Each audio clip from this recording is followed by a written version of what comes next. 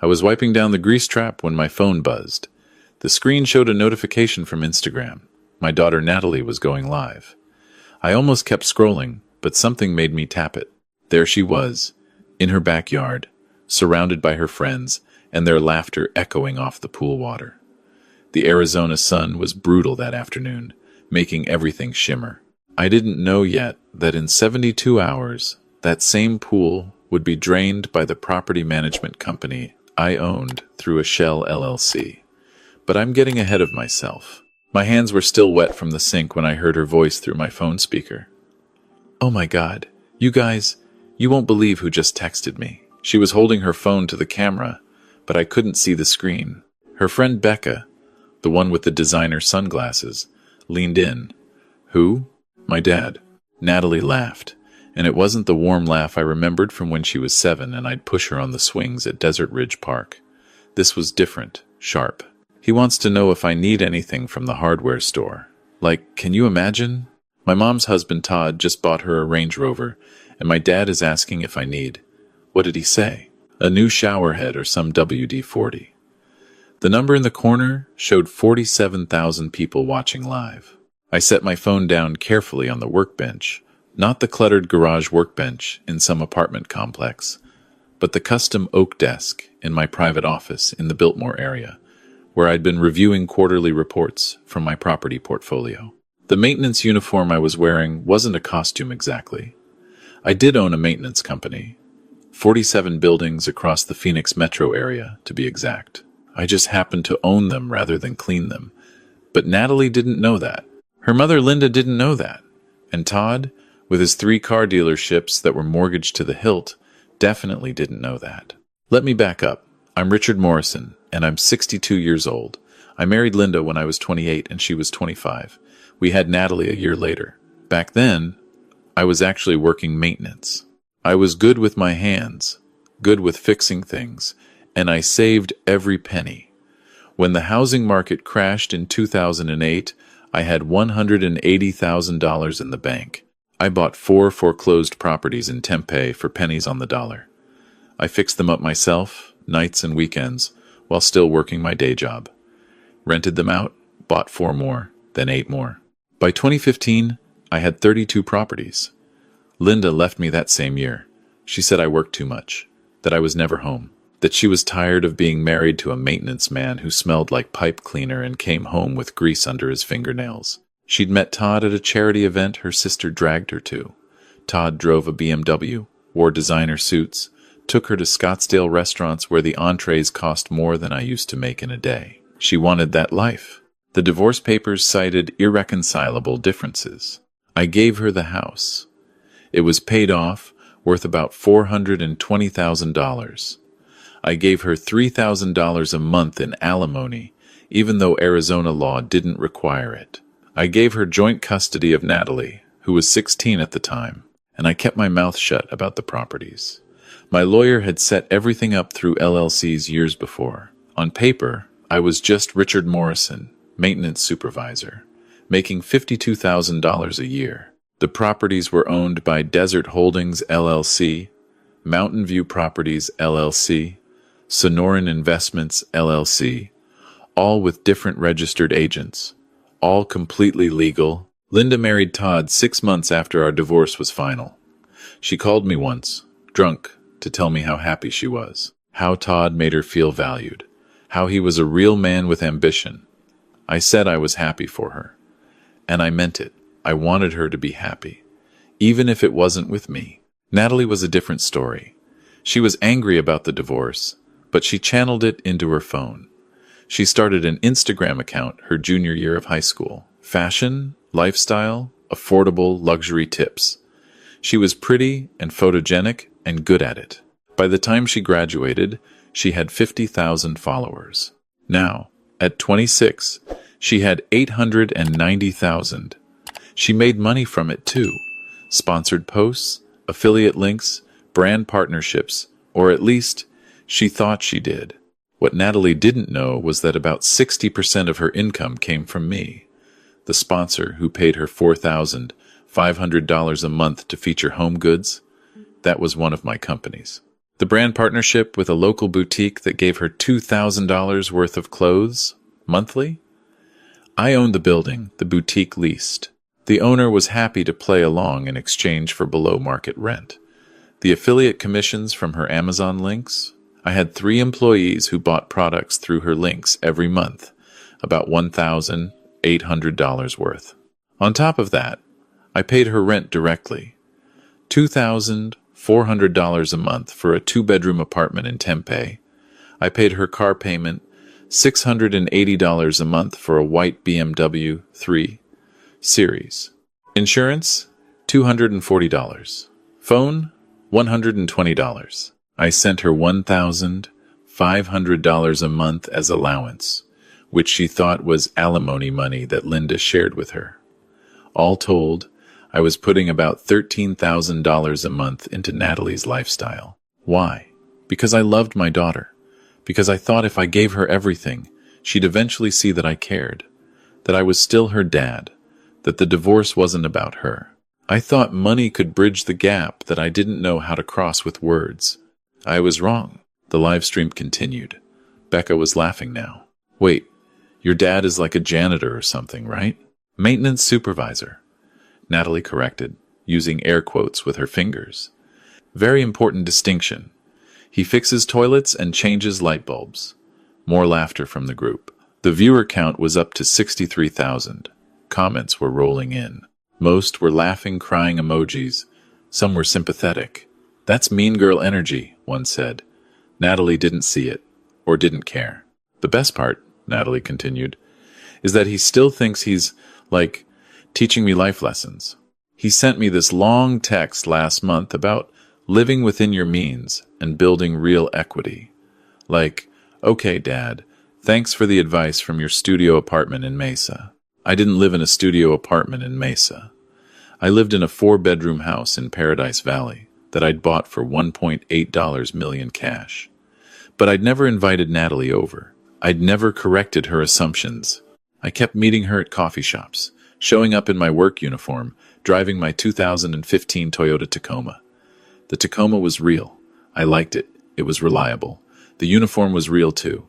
I did still work on properties sometimes, when I wanted to think, or when a problem needed hands-on attention. But the studio apartment? That was her assumption. I'd let her believe it.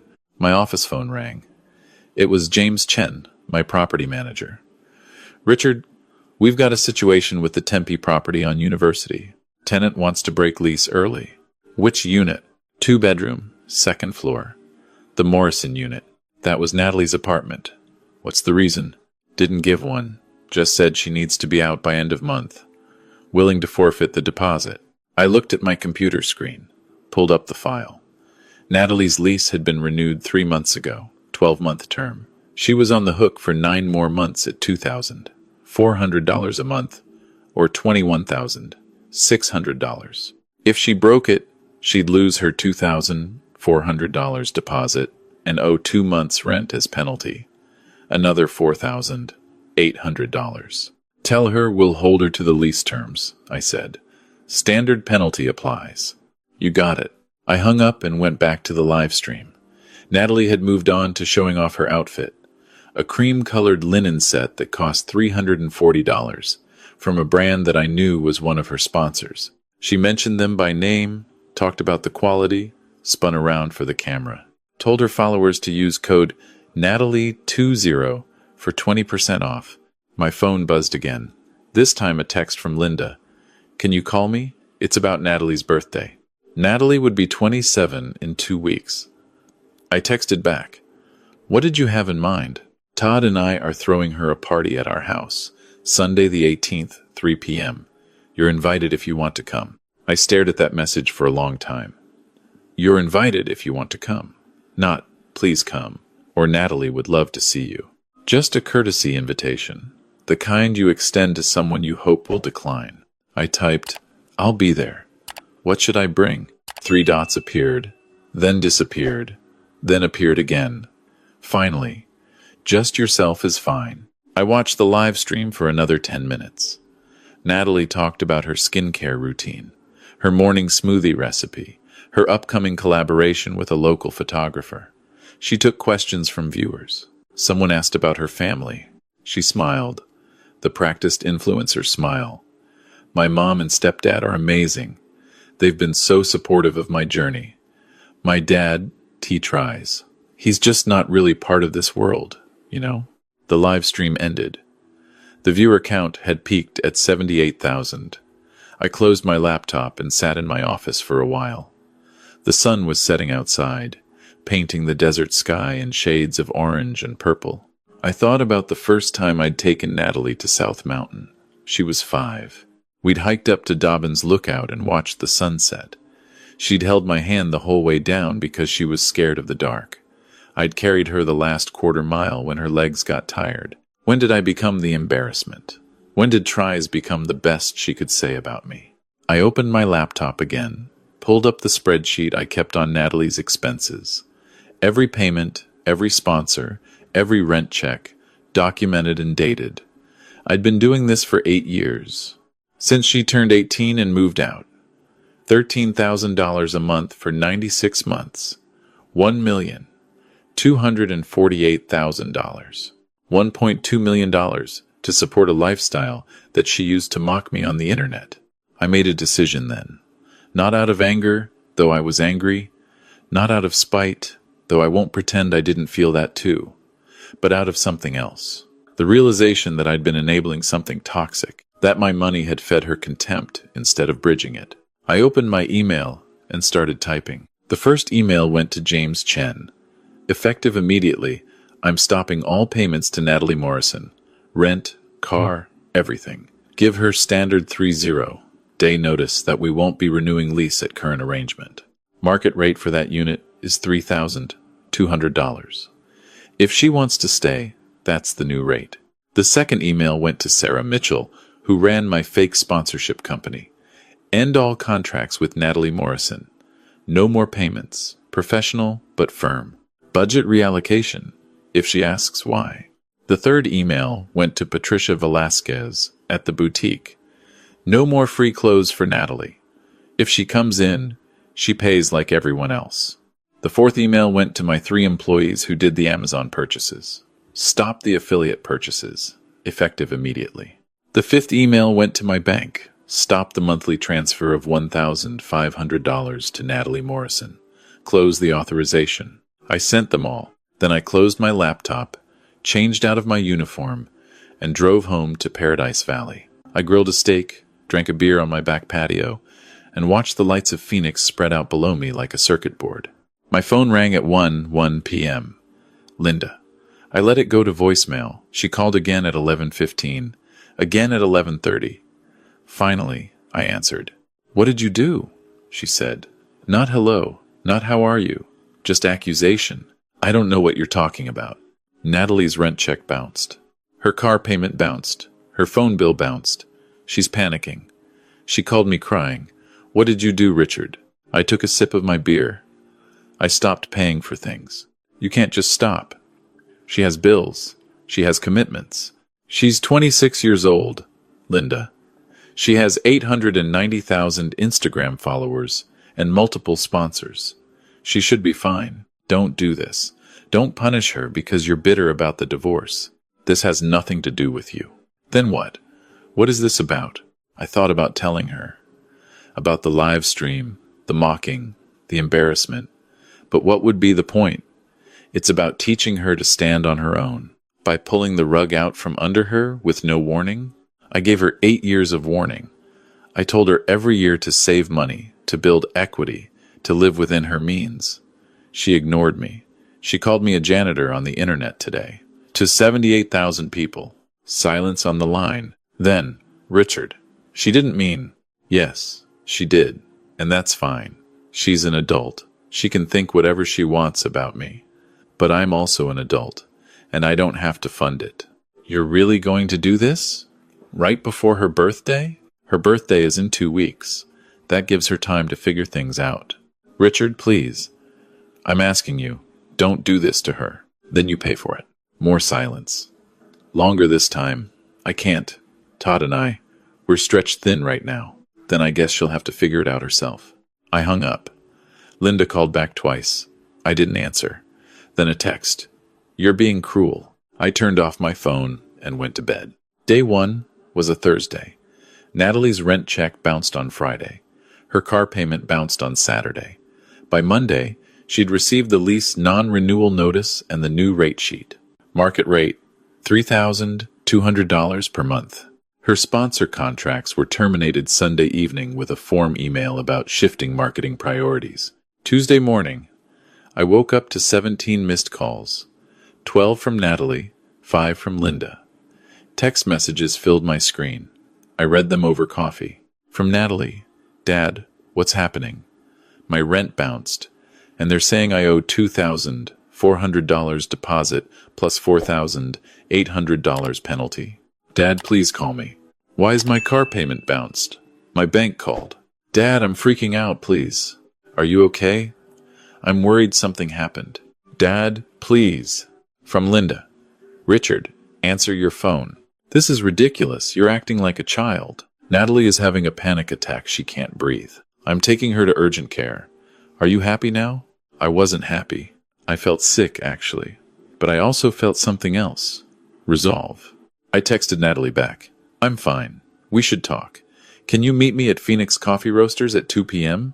She replied immediately. Yes, thank you. I'll be there.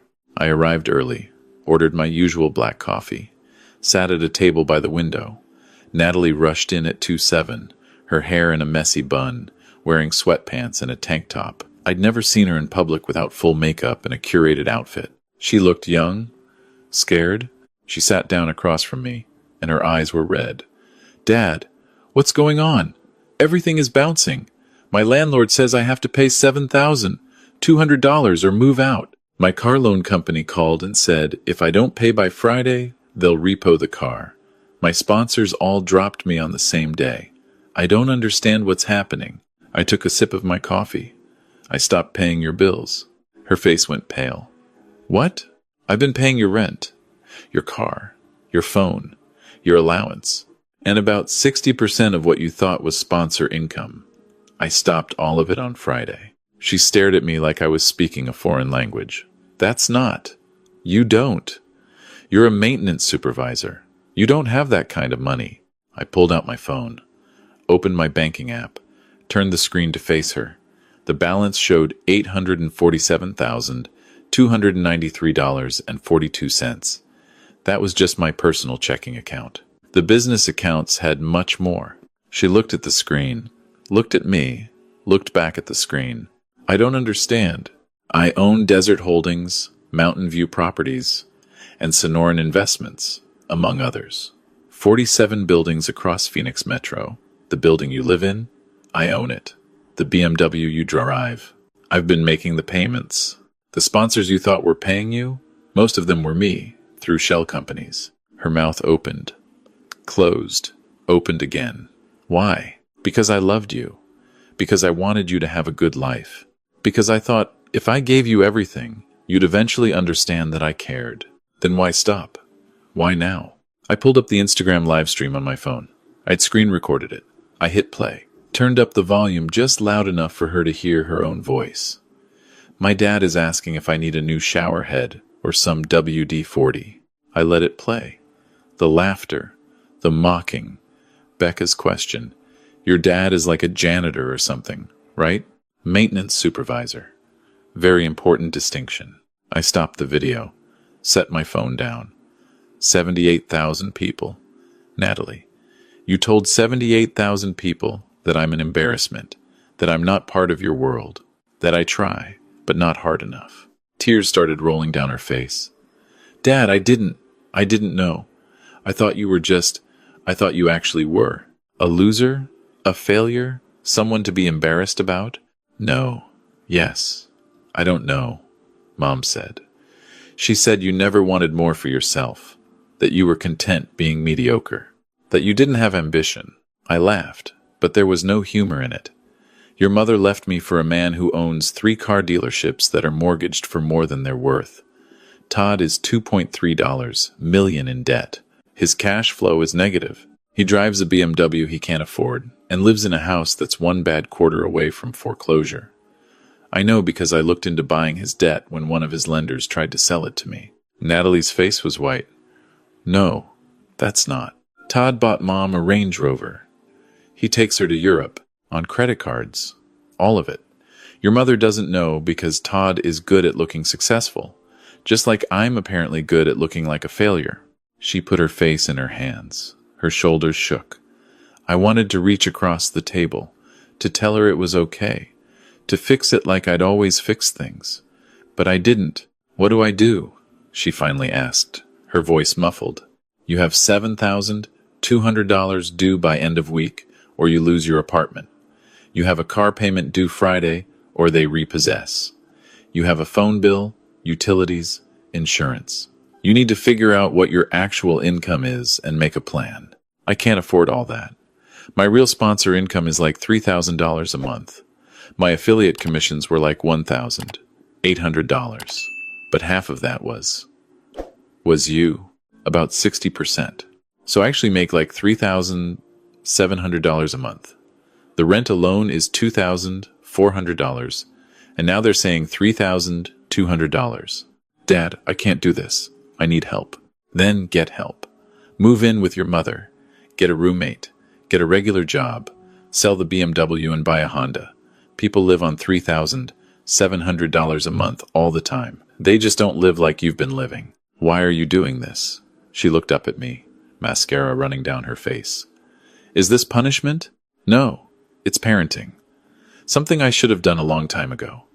I gave you everything, and all it taught you was that things come easy, that you don't have to respect the people who make your life possible, that you can mock your father to strangers and still cash his checks. I'm sorry. I'm so sorry. I'll delete the video. I'll post an apology. I don't want an apology on Instagram, Natalie. I don't want a performance. I want you to understand what I just told you. You've been living on $13,000 a month while thinking you earned $8,000. You called me embarrassing while I paid for your embarrassment-free life. You told 78,000 people I was a failure while I was succeeding specifically for you. She was sobbing now. Hard, gasping sobs. The barista looked over, concerned. I felt like the worst person in the world. But I also felt something else, a kind of clarity. When you can stand on your own, I said quietly. When you've lived on your actual income for a full year. When you understand what it takes to pay your own rent and your own bills and build your own life without my money propping you up, then we can talk about our relationship. Until then, I love you, but I'm done enabling you. I stood up, put a 20 on the table for her coffee. The Tacoma out front is registered in your name now. Title's in the glove box. It's paid off. Sell the BMW and use the equity for your deposits. The Tacoma is reliable. It'll get you where you need to go. I walked out. She called after me, but I kept walking. I got into my Tesla, the one I'd never shown her, and drove home. The next 2 weeks were hard. Natalie called every day. I didn't answer. Linda called, furious, threatening to sue me for something. I wasn't sure what. Emotional distress, maybe. Todd called once, trying to man me about family responsibility. I told him to focus on his own balance sheet and hung up. I heard through the grapevine James Chen, who had a loose tongue, that Natalie had moved in with 3 roommates in a converted house in Tempe. Rent, $800 a month. She'd sold the BMW, got $6,400 for it after the loan payoff. Used $5,000 for various deposits and back payments. Kept $1,400 for emergencies. She was driving the Tacoma. She'd gotten a part-time job at Lululemon. Employee discount helped with her brand. Her Instagram posts changed. Fewer outfit photos, more real talk content. One post, about 2 weeks after our coffee shop conversation, showed her in the Tacoma with the caption, "My dad gave me this truck and told me it would get me where I need to go. He was right, but not in the way I thought. Sometimes the gift isn't the thing, it's the lesson." Number growing up, number real talk. It got 240,000 likes. Her follower count went up to 950,000. I didn't like or comment. Natalie's birthday party at Linda's house was on Sunday, the 18th. I drove up in the Tesla. It was the first time I'd been to Linda's house since the divorce. Todd had done well with the appearance. Manicured lawn, fountain in the front, 4-car garage. Only 2 cars in it, though. The BMW and the Range Rover. The other 2 bays were empty. I knew Todd had sold his Porsche 3 months ago. Cash flow problems.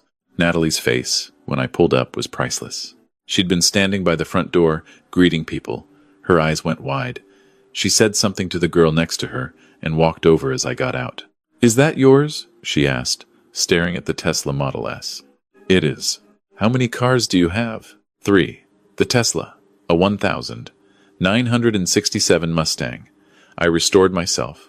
And a Ford F-150 for when I need to haul." She laughed, but it was shaky. "You really are full of surprises. Happy birthday, Natalie. Thanks for coming." I handed her a card. Inside was a check for $1,000 and a note. "For your emergency fund. Proud of you for taking the first steps. Love, Dad." She opened it, read it, and started crying. Then she hugged me, hard, in the driveway. I hugged her back. The party was awkward. Linda barely spoke to me. Todd tried to talk shop about real estate until I mentioned I owned the building his main dealership leased. He got quiet after that. Natalie's friends were polite but distant. I stayed for an hour, ate a piece of cake, and left. 6 months later, Natalie called me. Actually called, not texted. I answered. "Dad? Do you have time to talk?" "I do. I just signed a lease on my own apartment. 1 bedroom in downtown Phoenix. $1,400 a month. I can afford it on my own. My real income is up to $5,200 a month. I got a promotion at Lululemon, and 3 of my sponsors came back with real contracts after they saw my engagement go up. That's wonderful, sweetheart. I wanted to ask, would you want to have dinner? At my place? I'll cook. Well, I'll try to cook. I'm not very good yet." I smiled. "I'd love that." We had dinner the following week. She made spaghetti. It was overcooked and the sauce was from a jar, but she was proud of it. We talked for 3 hours. Really talked. She asked about my business. I told her. She asked about the divorce. I told her the truth. Not the version Linda had given her, but what actually happened. She asked if I was mad at her. "I was never mad," I said. "I was disappointed. But I was also disappointed in myself.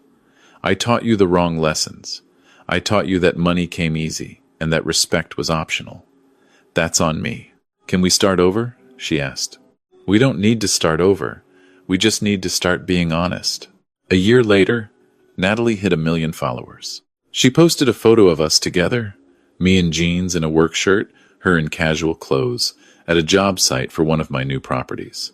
The caption read, "My dad taught me everything about hard work. I just wasn't ready to listen. Here's to the man who loved me enough to let me fail so I could learn to stand. Number Father's Day, number gratitude, number real success." It got 680,000 likes. I framed it and put it on my desk in my office. Not because of the likes, but because of the look on her face in the photo. Real pride, real happiness, real respect. That was worth more than all the money I'd spent, and all the money I'd saved by stopping.